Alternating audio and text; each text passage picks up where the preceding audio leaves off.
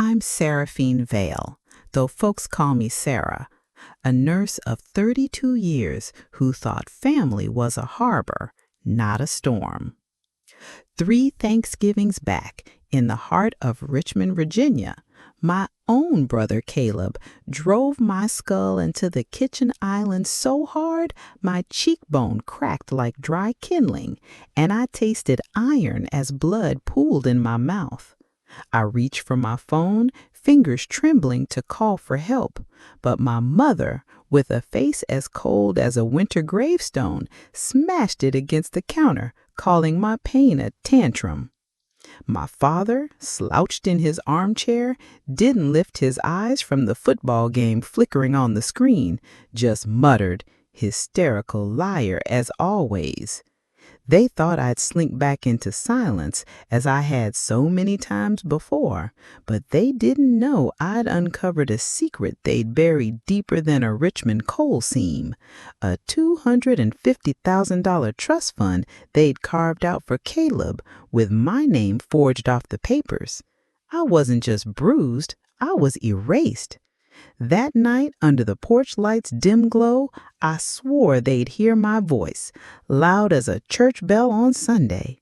This tale ain't just mine, it's for anyone who's been told their truth don't matter. If you've ever been silenced by kin, I'm here to listen. Drop your story in the comments, tell me where you're watching, and hit that subscribe button to catch every chapter of this journey on our YouTube channel. It was Thanksgiving 2025, and the air in our family home hung heavy, like smoke from a fire no one dared name. The turkey sat dry as sawdust on the table, the wine too sweet, and the silence thick enough to choke on. I stood in the kitchen, scraping congealed gravy into the trash, the dishwasher's hum a feeble mask for the tension. The fluorescent bulb above flickered, casting shadows over the sink piled high with plates, each one a mute witness to grudges we never spoke aloud. I wasn't looking for trouble, I swear it. I just wanted to know why my parents, who leaned on me through strokes and chemo, had cut me out of a trust fund meant for both their children. I'd been the one driving Mama to appointments, holding her hand through the nausea, yet here I was, scrubbing their dishes, while Caleb, 4 years my junior, grinned like he'd won a prize I didn't even know was on offer. My hands paused over the sink, dripping from my fingers like tears I'd long stopped shedding.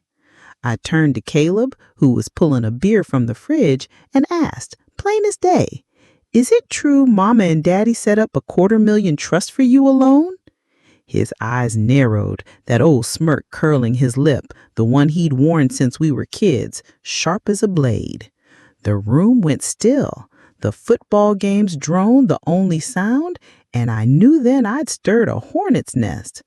But I didn't expect the sting to come so swift, nor so cruel. In a flash, Caleb's hands were on me, shoving me back until my head met the island's edge with a sickening crunch. The pain was a white-hot flare, my vision swimming as I crumpled to the tile, blood warm against my lips. And still, no one came.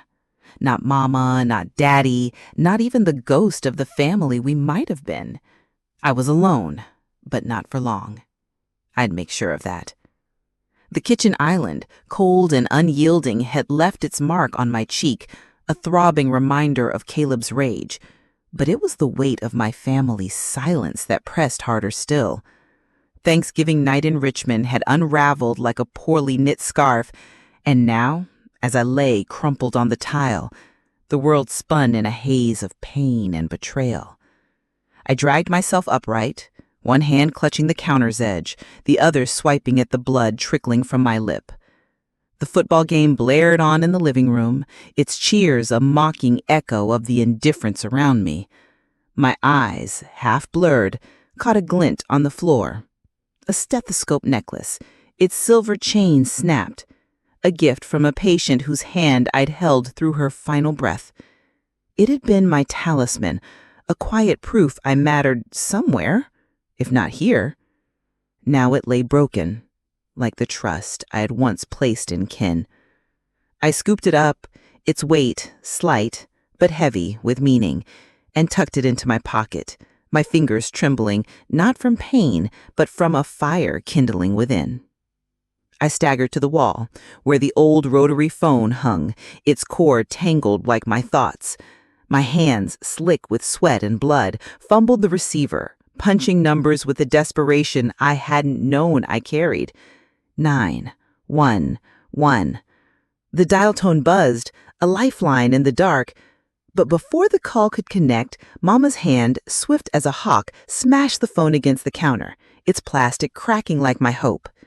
Her eyes, sharp and unyielding, met mine. "This ain't nothing but a tantrum. You'll not shame us with your theatrics." Behind her, Daddy's shadow loomed in the recliner, his gaze fixed on the screen, muttering, "Hysterical liar, always stirring up mess." The words cut deeper than the blow, each syllable a stone piling on the grave of my belonging. I swayed, blood staining my sweater, and looked at them. Mama, Daddy, Caleb, who stood by the fridge, beer still in hand, his smirk a silent dare. Not one moved to help, not one flinched at my pain.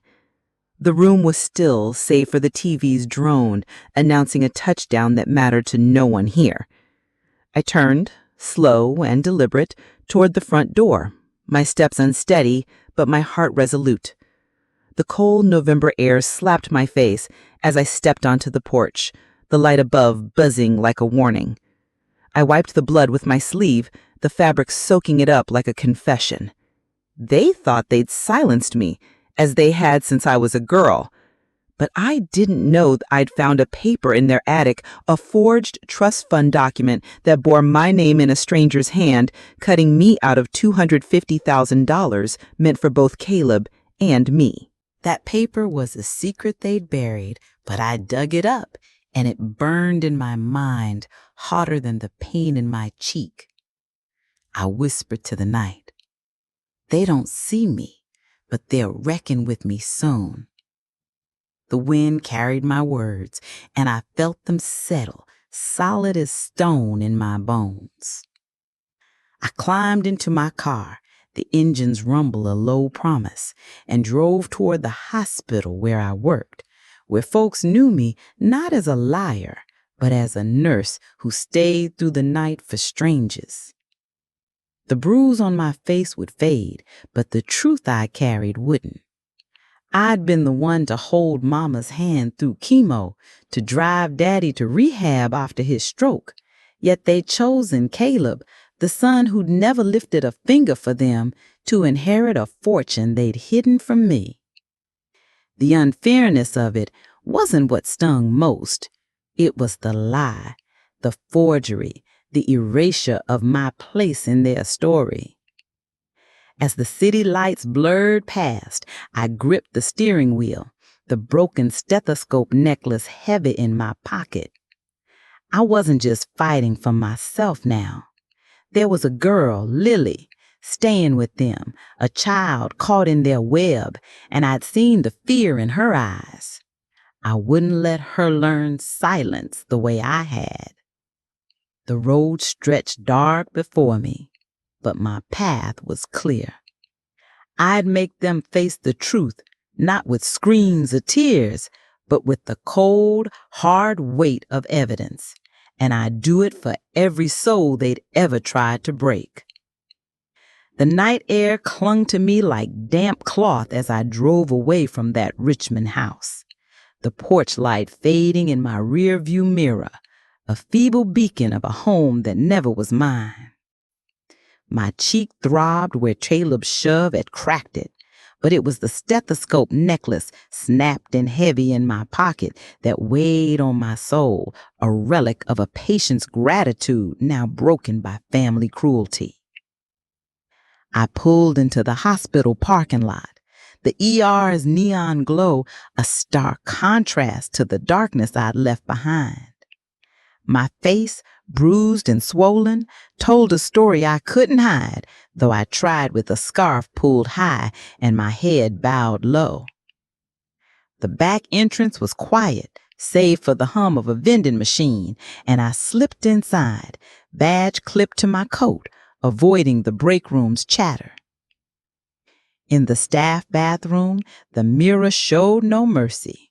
My cheek was a mottled purple, the skin tight and tender, a map of violence no concealer could erase. I pressed a cold paper towel to it, not for relief, but to steady my hands, which shook with a fury I hadn't yet named. The split on my lip stung, a small wound compared to the one in my heart. A knot came, soft but insistent, and I flinched. It was Nora, a young nurse with eyes too kind for the hours we kept. She didn't ask what happened, just handed me a coffee, its warmth a silent offering. "You always take the late calls," she said, her voice low. "Thought you might need this." I nodded, forcing a smile that felt like a lie. We walked to the break room where Javier, a trauma nurse, caught my eye and gave a nod, the kind men offer when words fail but concern doesn't. These folks, bound to me by shifts and shared burritos, saw me in a way my kin never had. They didn't pry, but their quiet gestures, coffee, a nod, a remembered birthday, were stitches in a wound I'd carried too long.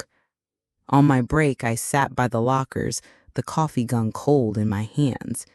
My phone, cracked but working, showed no missed calls, no text from Mama or Daddy, not even a whisper of regret. Only one message waited, from my sister Mara. 5 words that cut like a blade. "Drop the drama, Sera, please." I stared at the screen, the words pressing into my chest harder than Caleb's hands ever could. Mara, who'd once braided my hair and shared my secrets, now echoed the family's refrain, branding my pain as theatrics.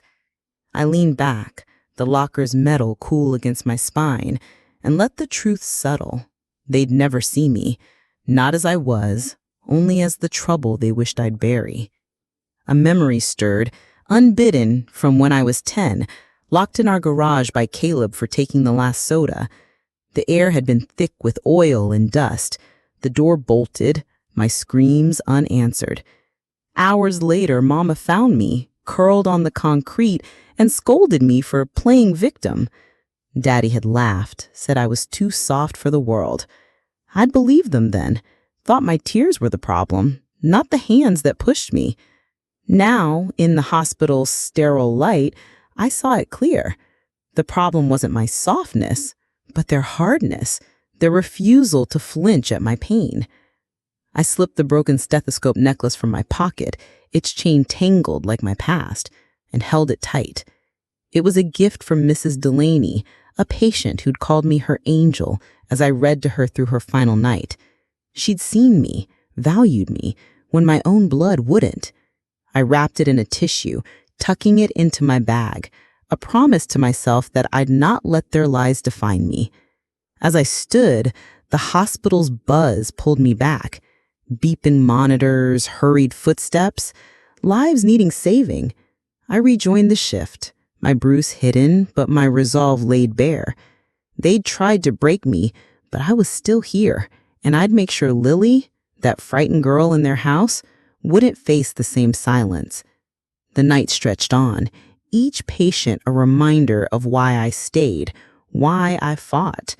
I wasn't just nursing wounds, I was nursing a truth, one I'd carry until it was heard, loud as a Richmond storm breaking over the James River. The hospital's hum had faded to a distant pulse. As I sat in the break room, the coffee Nora gave me now a cold ring on the table. My cheek, bruised to a deep plum, ached with every breath, but it was Mara's text, "Drop the drama, Sera, please," that gnawed deeper, a reminder of the family who'd rather I bleed in silence than speak. I leaned against the locker, the metal cool through my scrubs, and let my mind wander, not to the pain of Caleb's shove, but to the quiet kindness of this place. Javier's nod, Nora's coffee, the way Dr. Patel always saved me a donut from the morning rounds. These were threads of a life where I wasn't invisible. I pulled my phone from my bag, its cracked screen a mirror to my fractured hopes. 2 days since Thanksgiving, and not a whisper from Mama or Daddy. No, "Are you okay?" or "Come home." Only Mara's words, sharp as a needle, urging me to bury the truth.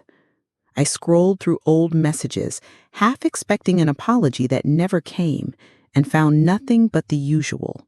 Grocery lists, shift schedules, a life of duty with no room for me. The break room door swung open, and Javier passed through, tossing me a granola bar with a grin. "You look like you need fuel," he said, his eyes skirting my bruise but not pressing. I caught it, the wrapper crinkling in my hand, and felt a warmth that had nothing to do with the snack. These folks, strangers by blood, were more kin than those I'd left behind. I unwrapped the bar, the act grounding me, and thought of Lily, the 8-year-old girl staying with my parents, her eyes wide with a fear I knew too well. I'd seen her at their house, clutching a stuffed rabbit, her small frame shrinking under Caleb's shadow. I hadn't known then what I'd do, but Mara's text, dismissing my pain, lit a fuse I couldn't ignore. A memory flickered, sharp and unbidden, from when I was 12, hiding in the bathroom after Caleb pushed me down the stairs over a borrowed jacket.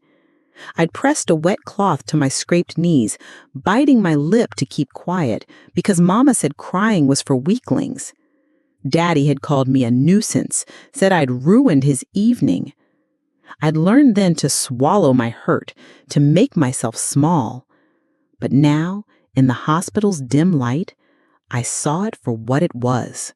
Not weakness, but their weapon, wielded to keep me in line. I stood, tossing the granola wrapper in the bin, and felt the stethoscope necklace, still wrapped in tissue, heavy in my bag. It was more than a gift. It was a tether to a world where I was seen, where Mrs. Delaney's frail hand had squeezed mine and called me her light. I wouldn't let Caleb, Mama, or Daddy snuff that out, not for me and not for Lily. I slipped into the supply closet, not for bandages, but for air, the sterile scent clearing my head. There, on a crate, I pulled a small journal from my bag, its leather cover worn from years of late-night scribbles. I opened it to a blank page and wrote, November 28th, 2025. Fractured cheekbone, 4-centimeter bruising, minor lip laceration, assault by male sibling over trust fund dispute. My hand steadied as I continued listing older wounds. Age 9, pushed into garage door, blamed for rough play. Age 14, arm twisted over car keys, called oversensitive. Age 20, excluded from family will talks, told I was too emotional. The words flowed, each one a brick in a wall I was building, not to hide behind, but to stand upon. The journal was my chart, my evidence, a record no one could call dramatic. I paused, the pen hovering, and wrote one more line. $250,000 trust fund, forged signature, my name erased. It wasn't just money. It was proof they'd rewritten my place in their story. A code blue crackled over the intercom, pulling me back to the world that needed me. I closed the journal, slipped it into my bag, and stepped into the hall, the fluorescent buzz a call to action. Lily was out there, and I'd be the voice she didn't yet have, the one I'd wished for all those years ago. The journal, tucked safe in my bag, was a quiet rebellion, its pages heavy with truths I'd once thought too shameful to name. The hospital's rhythm, beeping monitors, hurried steps, had pulled me back to work, but my mind lingered on the words I'd written, each one a step toward reclaiming what Caleb, Mama, and Daddy had tried to erase. I moved through my shift, checking vitals and soothing patients, my bruised cheek hidden under a mask of professionalism. The pain was a dull pulse now, but sharper was the clarity that had settled in me. A knowing that my family's cruelty wasn't a series of accidents, but a pattern woven tight as a Richmond tapestry. As I adjusted an IV, my thoughts drifted to Lily, the girl in my parents' house, her small hands clutching that rabbit, her eyes carrying a fear I'd worn at her age. I'd seen her shrink when Caleb passed, his shadow a threat no child should know. My journal held my story, but it was Lily's future that pushed me forward, a fire in my chest that no bruise could douse. I paused in the hallway, the fluorescent light flickering like a warning, and let an old memory rise. I was 11, hiding in the garage after Caleb locked me inside for eating his candy. The air was thick with motor oil, the door unyielding, my fists raw from pounding. Hours passed, my voice hoarse, until Mama opened it, not with concern, but a scowl. "You're too old for these games," she'd said, as if I'd chosen the dark. Daddy had been worse, laughing as he sipped his beer, calling me a bother who'd learned to toughen up. I'd believed them, thought my fear was the flaw, not their neglect. Now, in the hospital's sterile glow, I saw it plain. They trained me to doubt my pain, to call it drama, to let their hands shape my silence. I slipped into the break room during a lull, the vending machine's hum, a soft companion. My journal came out again, its leather warm in my hands, and I added to the list. Age 13, shoved against a fence, blamed for provoking Caleb. Age 17, mocked for crying when excluded from family plans. Age 25, gaslighted after questioning a loan Daddy gave to Caleb, told I was ungrateful. Each entry was a wound charted, not just for me, but for the girl I'd been, the one who thought she deserved it. I wrote of the trust fund, the $250,000 they'd funneled to Caleb, my signature forged to make it legal. It wasn't the money I wanted, but the truth that they'd chosen him over me. Not once, but always. The pen trembled, not from fear, but from a resolve as steady as the James River's flow.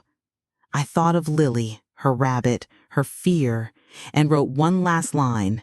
"This stops with me. I won't let another child learn to hide her bruises." The words were a vow, binding me to a fight I hadn't chosen but couldn't walk away from. A nurse called my name, pulling me back to the present, a patient needing care. I closed the journal, its weight a comfort now, and rejoined the shift. The hospital was my anchor, a place where my hands healed, where my voice mattered. But outside these walls, a storm was brewing, one that would carry my truth to Lily, to Caleb, to the family who thought they buried me. I moved through the corridors, my steps sure, my bruise a badge of survival. The trust fund forgery was a secret they'd guarded, but I'd found it and I'd use it, not for vengeance, but for justice. Lily's face, her silent plea, was the fuel that kept me going, a reminder that some fights are worth the scars. The journal, its leather worn and heavy with truths, sat in my bag like a heart still beating, urging me toward a truth my family had buried deep. Richmond's morning was gray, the air thick with the promise of rain. As I drove to my parents' house, a sack of groceries, milk, eggs, Mama's oat milk creamer, a thin veil for my real purpose. My cheeks' bruise had faded to a sickly green, but the fire in my soul burned fierce, kindled by the need to shield Lily and unearth the lie that had erased me. I pulled into their drive, the gravel's crunch a warning I brushed aside. The house loomed, its brick face a mask for secrets older than my pain. I rang the bell, my key untouched, and waited, the groceries a weight in my arms. No answer came, so I stepped inside, the scent of lemon polish and wilted roses choking the air like a memory gone sour. Daddy was at the kitchen table, his paper spread wide, his eyes blind to me. Caleb's boots thudded in the hall, his cologne a sharp sting as he passed, sparing no glance for the bruise he'd carved. Mama emerged, her hands on a dish towel, her smile as cold as a winter stone. "Milk in the fridge," she said, turning away, as if my presence was a stain to be wiped clean. I set the groceries down, my voice soft but deliberate.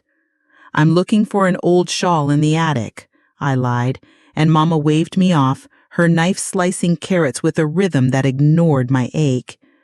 The attic later groaned as I climbed, its heat wrapping me like a fever. Dust swirled, settling on boxes of faded Christmases and clothes never given away. In a shadowed corner, behind a tangled wreath, I found a tin box, its lid etched with scratches, my name, Sera Vale, scrawled in a child's hopeful hand. The lock was brittle, and inside, beneath old letters, lay a trust fund document, its paper crisp, detailing $250,000 for Caleb, my signature forged in a stranger's script, striking me from my rightful share. My breath hitched, not from surprise, but from the clarity it brought. They hadn't just cut me out, they'd crafted a lie to erase my place, a theft of identity as much as money. I slipped the paper into my bag, my heart a steady drum, not of fear, but of purpose. Lily's face, her rabbit clutched tight, her eyes darting at Caleb's voice, filled my mind. This was her fight, too. I descended, the attic's heat clinging to my skin, and moved through the house like a specter, unseen, yet resolute. Mama stirred her pot, Daddy turned a page, Caleb vanished to his smug world. I left without farewell, the document my silent vow. Outside, the air cooled my face, and I felt years of doubt lift, replaced by a certainty as firm as Virginia clay. Lily was in their grip, and I'd free her, with this paper, with truth, until their lies crumbled like dust in that attic. The forged trust fund document, a silent indictment in my bag, had turned my pain into a blade, sharp and true, and I carried it to my parents' Richmond home for a Sunday dinner that felt like a trap sprung shut. My arm, still tender from Caleb's last blow, bore a bruise I hid beneath a long sleeve, but the daisies I held, bright as false promises, were my mask, a prop to play the daughter they expected, quiet, compliant, erased. I rang the bell, the flowers trembling in my grip, and Mama opened the door, her lipstick a garish slash, her smile as thin as the ice on a Virginia pond. "Put those in a vase," she said, her eyes skimming my face, the yellowed bruise ignored. I stepped into the kitchen, where the scent of roasted pork mingled with the staleness of unspoken truths, and saw Daddy at the table, his crossword a shield, Caleb lounging with a beer, his smirk a dare. We sat, the table a stage for their charade, its silverware aligned like lies in a row. The chandelier flickered, casting shadows that danced over Mama's forced chatter about church, Daddy's grunts about traffic. I nodded, past the peas, but my mind was on the document. $250,000 for Caleb, my name forged away, a theft of more than money. I set my fork down, my voice low but firm. "Mama, I found a trust fund paper in the attic, my signature faked, cut out of $250,000. The room froze. Daddy's pencil stilled. Mama's glass clinked hard against her plate. "You're stirring trouble, Sera," she said, her tone sharp as a switch. Caleb leaned in, his voice slick. "I'll give you $50,000 to shut up, take it and be grateful." His bribe was a slap, a cheap price for my silence, and I felt the old pull to shrink, to swallow the lie, but Lily's frightened eyes held me steady. Before I could answer, Caleb reached for the bread, his elbow accidentally tipping a skillet of hot grease from the stove. It splashed across my arm, the burn a searing scream that tore from my throat, my chair screeching as I stumbled back. Mama sighed, as if I'd broken a dish. "You sat too close," she said, her voice flat. Caleb's half grin cut deeper. "Wrong place, sis." Daddy turned a page, unmoved. I lurched to the sink, cold water hissing against my scorched skin, the pain forging my resolve into iron. No one followed, no one cared. I stood, trembling, and saw the daisies in their vase, mocking my hope. This was my last dinner here, my last pretense. I left, the doors creaked my farewell, the document my vow. Lily was in that house, and I'd seen Caleb's cruelty. I'd make them face it, for her, for me, until their lies burned away like grease on my skin. The burn on my arm, a throbbing scar beneath its bandage, was a fresh verse in the ballad of my family's cruelty. But it was Lily's trembling form that kept my heart restless, her silent fear a mirror to the child I'd once been. Richmond's evening had draped itself in a soft pink glow, and I sat at my kitchen table, the forged trust fund document beside me, its inked lies a quiet thunder. A letter had arrived, its plain envelope heavy with truth, and I opened it with hands that no longer shook. Miss Holland, my old music teacher, had penned it, her cursive as steady as the hymns she'd taught me.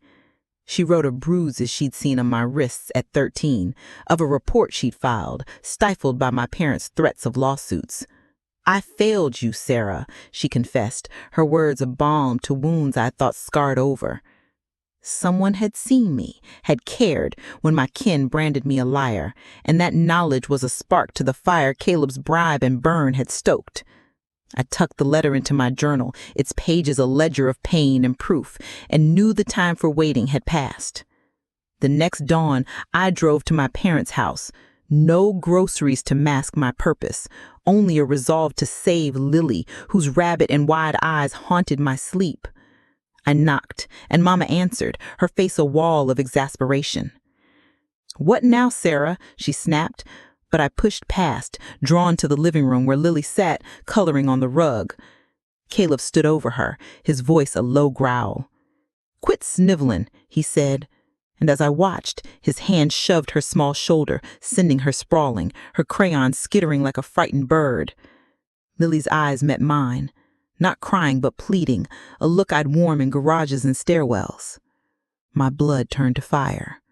A rage tempered by purpose. I knelt beside her, my voice soft. "You're safe, sweet pea," I said, though my heart pounded with the need to act. Caleb's smirk was a blade. "She's fine, Sera. Don't start your nonsense."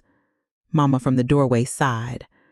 "Always blowing things out of proportion." I stood, the journal heavy in my bag, Lily's fallen new entry I'd not let fade. This was no childish tumble.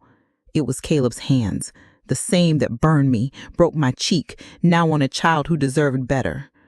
I left, Lily's gaze following, a vow I'd return with more than words. In my car, I gripped the wheel, Miss Holland's letter and the forged document my arsenal. I drove to a diner, its clatter a shield, and emailed my lawyer, attaching the letter and a note. I'd seen Caleb harm Lily, and I had evidence of their deceit. Lily's safety was my fight, and I'd wage it until she was free, until Richmond's blind praise for my family turned to truth. The diner's clatter faded as I left, Lily's frightened eyes and the weight of Miss Holland's letter driving me toward a reckoning. Richmond's winter sun hung low, casting long shadows as I approached the city's grand theater, its marquee ablaze with my parents' names, honored for youth programs that masked their cruelty. My arm's burn pulsed beneath its bandage, but my phone, primed to live stream, was steady in my hand, the forged trust fund document a silent ally in my bag. Inside, the Gala buzzed with polished smiles and clinking glasses, the crowd blind to the truth I carried. I slipped to the back, my journal a quiet anchor, its pages charting Lily's pain and mine.